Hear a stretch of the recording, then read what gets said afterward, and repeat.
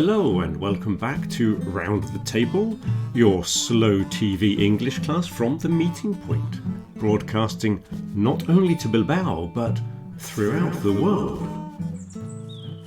And coming up in today's programme, we have some What's the Difference questions for you. We have some very interesting facts on the topic of charity. And of course we have our celebrity guest lecture, as well as many other things. So, where shall we start? Let's begin with this.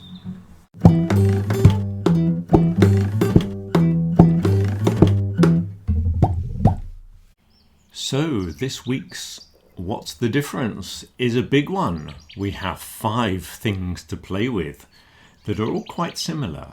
So, we have look forward to, wait for, expect, hope, and wish. Let's begin with the first one, look forward to. When you're thinking about something that's going to happen and you're excited because it's something good that's going to happen and you're anticipating it with positive feelings.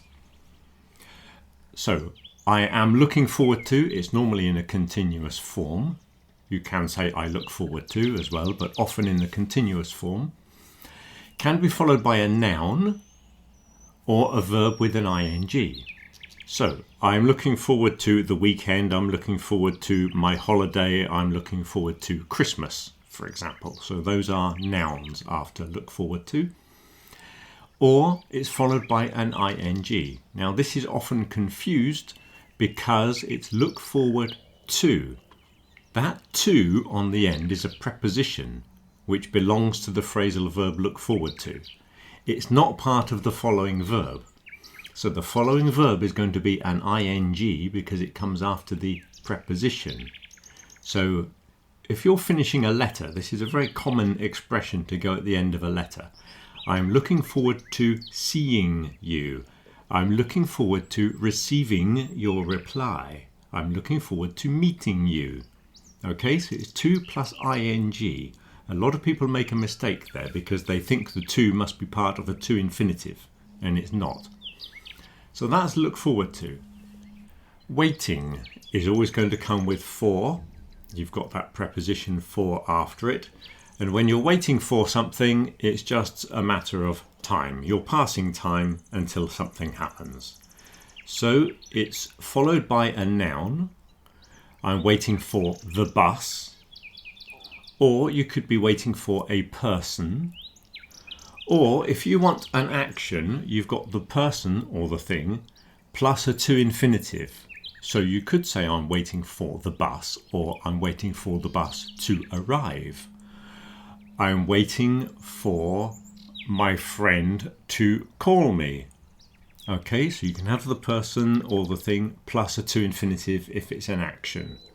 That is waiting for. The next one is expect. Expect is used to talk about what is likely or what you suppose will happen, not about what you wish or what you want to happen. So there are a few structures you can use. You can use it with a noun. We are expecting a delivery. She is expecting a baby. A pregnant woman is expecting a baby. Sometimes they just say she is expecting. If you ever hear that expression, she's expecting, it's another way of saying she's pregnant. So she's expecting a baby. That's the noun. You can also use a that clause, but it sounds a bit unusual. I'm expecting that they will call soon. That's possible, a that clause. Or he's expecting you to arrive on time. So you could have a person with a to infinitive there. I was expecting you to arrive earlier. Hope is a little bit different because it's expressing what you want to happen. It's desires and wishes. So you can have hope with for, or sometimes hope with that. So you could say, we are hoping for good weather with a for plus a noun. Okay. but sometimes you get a that clause. Now, with that clauses, quite often the that word disappears. So you might hear someone say, I hope that it doesn't rain at the weekend. But you might hear, I hope it doesn't rain at the weekend, with that missing from the sentence. So even though you will learn that hope can introduce a that clause, you don't always see the word that in a that clause. Now we come to wish. The difference between hope and wish is very similar to the first and second conditionals. Wish is used to talk about unreal or unlikely situations. So you could say, I wish I had more money. Okay, so it's exactly the same as that second conditional where we move the tense. We're not really talking about the past. We're just showing that it's an unreal situation. I wish I had more free time. She wishes she spoke Spanish. Okay, you got that spoke in there. It's not really a past tense. Looks like a past tense. It's just showing that she doesn't speak Spanish, but she wishes she spoke Spanish, or she wishes she could speak, not wishes she can, you see? That can has changed to could because it's an unreal situation. And of course you can say things like, I wish you would stop doing that, to show expressions of frustration. So wish is used to talk about unreal situations, imaginary situations, expressions of regret. I think the best example to demonstrate these final two, the difference between hope and wish, these two sentences. I hope you can come to my party. I wish you could come to my party. You see how can has changed to could. This is because the second one is an unreal situation. The first one, it's possible that you will be able to come to my party, but I don't know.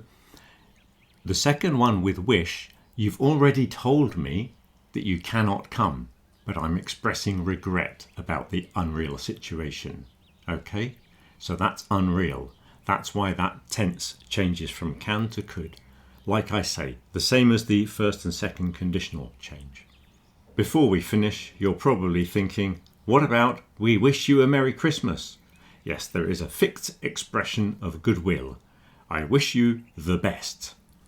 Okay, so that is the difference between look forward to, wait for, expect, hope, and wish.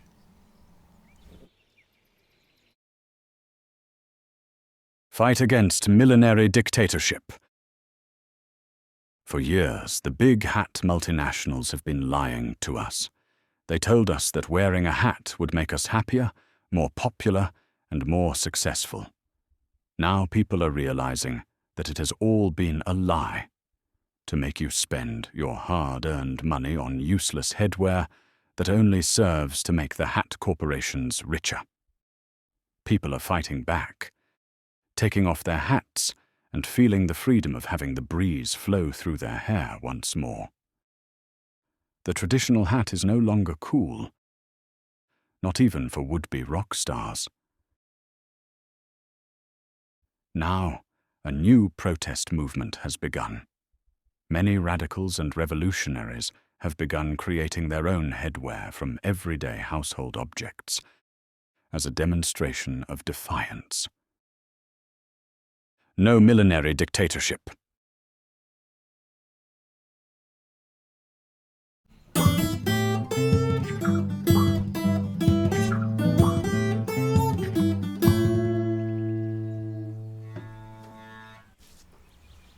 So, as we said, this week we were discussing charity, and I've been doing a little research, and I found some quite interesting facts. Not amazing facts, but quite interesting, I think you'll agree. One of the thoughts that we were looking at was if poor people are more generous than the more wealthy people. And it seems they are. We lower income individuals, it says here, I will include we in this, donate a higher percentage of their income to charity than wealthy people do. It seems generosity increases when people understand need through personal experience. So it's a thing called empathy. People high up in society have never experienced being poor or hungry, so they cannot relate to it basically. It'll never happen to me. Why do I need to worry about these things? Another interesting fact is that giving activates the brain's reward systems. So charitable acts stimulate the same areas of the brain as eating chocolate or winning money. This is called the helper's high. And this is why helping others makes us feel good. And we can walk away with that content feeling that we've done a bit to help. Another interesting fact, the oldest known charity goes back to the days of ancient Rome, 241 BCE, supporting children of poor families in Rome. So a charity goes back a very long way. Some other interesting stuff that I was looking into, I remember this from the time, that the 2019 fire in Notre Dame Cathedral, or Notre Dame as the Americans would say, Notre Dame Cathedral in Paris, within days they had raised over €1 billion from public donations. Shortly after that, in 2020, remember the huge explosion in Beirut? There was a port facility storing fertilizer or something, and it caused a massive explosion. Well, apparently with various charitable groups, NGOs around the world and diaspora groups, that's Lebanese people living abroad, they managed to raise about $30 million. So Notre Dame prompted a huge global outpouring. That's a wonderful phrase, the outpouring. They always have that in the news, an outpouring of grief or an outpouring of sympathy. Mass public donations. But Beirut's tragedy had deep local and diaspora support but didn't generate the same levels of worldwide giving. So for some reason we seem to care an awful lot about a cathedral burning down, but people losing their lives, losing their homes in a massive explosion doesn't seem to stir us in the same way. And talking of strange charitable acts and where our feelings lie, in Sidmouth in South Devon in England there is a donkey sanctuary. They house 1/3 of all the donkeys in the UK.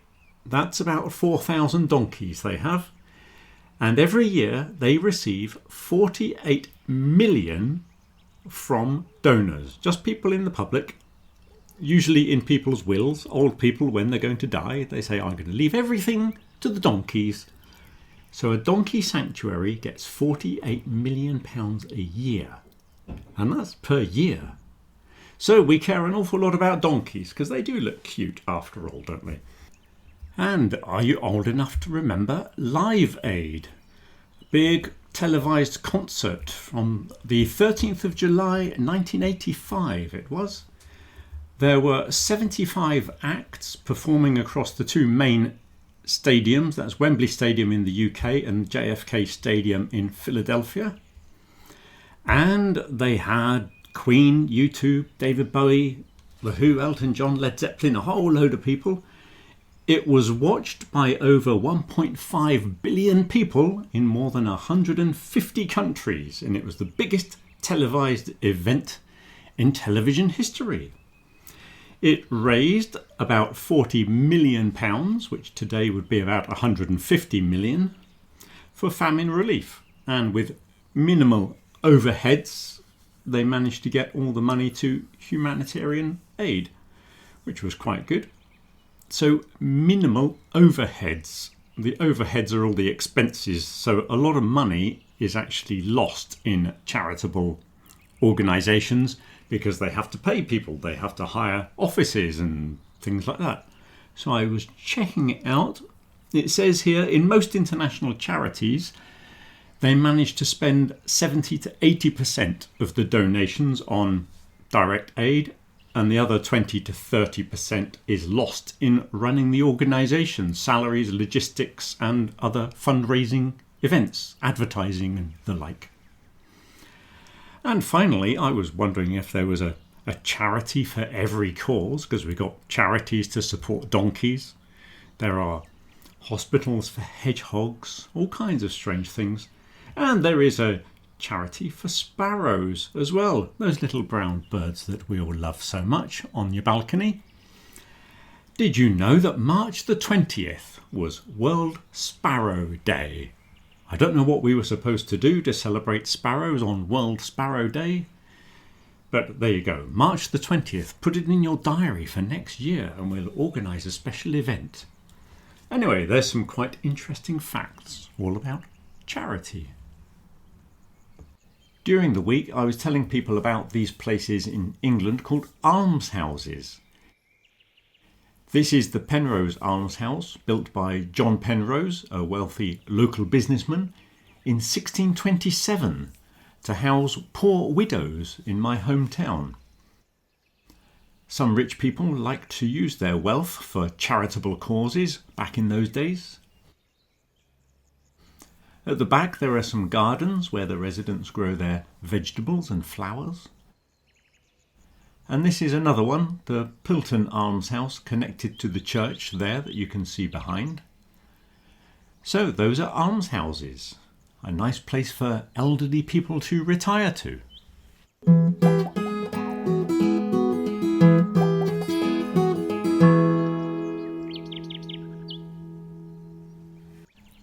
The past tense of William Shakespeare is would I was shook speared.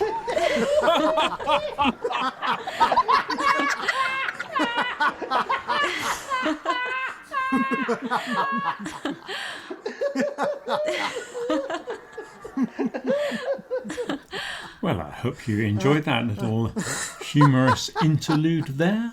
And now it's time for our celebrity guest speaker. Hello again. Hello. It's great to be invited again. And I believe you have prepared a lecture for us. Yes, this week's lecture is on the topic of charity. And we can't wait to hear it. Okay, here it is.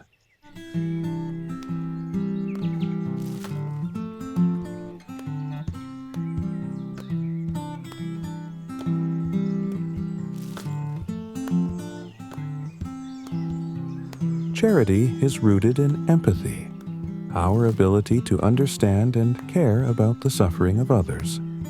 Some people believe that charity begins at home, focusing first on family and close community. Others argue that our empathy should extend outward, to strangers, distant communities, and global causes. This expanding circle of concern is what makes us truly human, reminding us that we are not isolated individuals, but members of a wider society.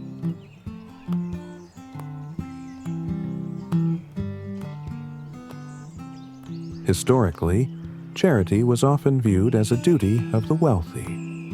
The upper classes were expected to give to the poor, not always from genuine compassion, but frequently driven by religious obligation or a desire to uphold their social status.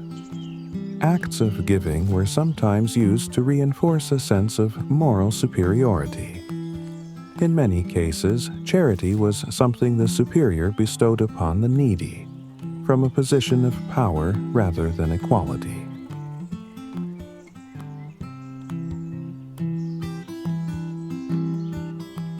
In more recent times, celebrities have become prominent faces of charitable causes. Global events like Live Aid have raised awareness and huge sums for humanitarian efforts. Many admire the way stars use their platforms to promote action. Others, however, are more cynical, questioning whether some celebrities are more interested in publicity than genuine impact, giving their time and image, but not always their wealth.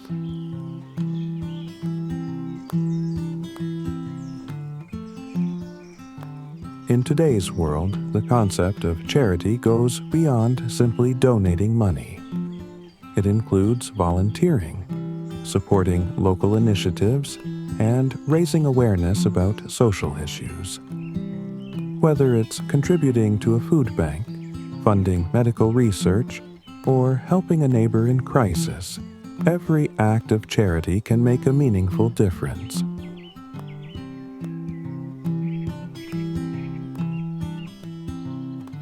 Charity is not only beneficial to those who receive help, it also deeply impacts the giver. Studies have shown that acts of generosity can improve mental well-being, reduce stress, and strengthen social bonds.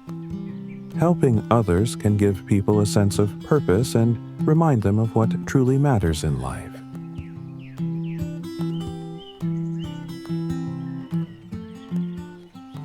However, charity is not a substitute for justice.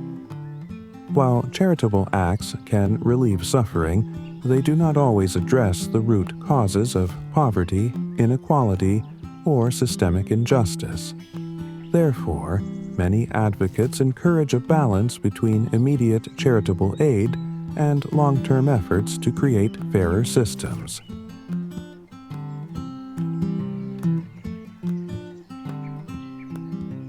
In essence, charity reminds us that we are not alone, that we live in a shared world where our actions can uplift others.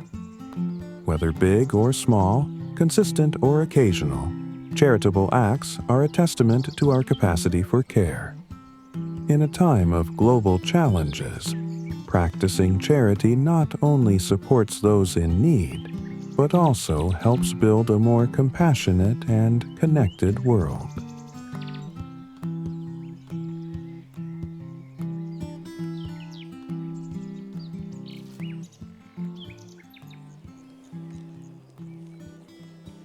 Well, that's about all we have time for on this episode, and indeed, that's all we have time for this trimester. I'd like to thank all the people that attended the Friday special last night, in which we had very interesting conversations, some lovely blue cheese and cold beers on an extremely hot day. And of course, I'd like to thank all of our members that have attended the classes and made this trimester, indeed this whole year, so interesting. Many fascinating conversations, a lot of fun, and I hope everybody learnt a lot of things. And it's not just about learning English. So now I have the whole of July to work on the next book, which I'm sure you're looking forward to. There are some more very basic listening practices and speaking practices and things like that going out on the sister channel, the Meeting Point English YouTube channel. But as far as this channel is concerned, as I say, we'll be closing down now for the summer, unless I might do an update when the book is finished, or I might be inspired and feel like doing something at the end of July. I'm not sure, but probably the next broadcast will be going out around about the middle of September, I presume, because I have to tell you about the things we discussed in this final week, because we discussed art and creativity and had some very interesting discussions, of course. So, have a good summer, everybody, and I would say have a good week till next week, but it doesn't really apply this week, does it? Have a good summer. Till next time.